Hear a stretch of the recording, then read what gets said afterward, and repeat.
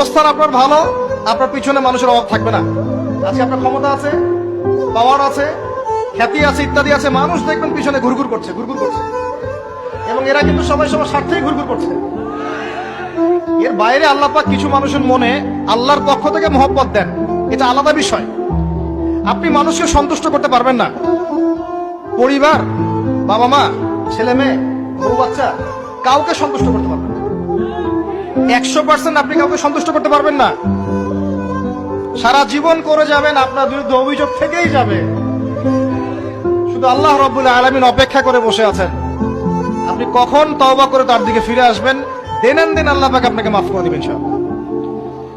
আল্লাহ পাক বলেছেন, শুনেন, ইল্লা মান তাবা, যে অনেক গুনাহ করেছে, শিরক করেছে, জিনা করেছে, মদ খেয়েছে, বিদআত করেছে, হারাম খেয়েছে, আল্লাহ পাকের অবাধ্য হয়েছে, নামাজ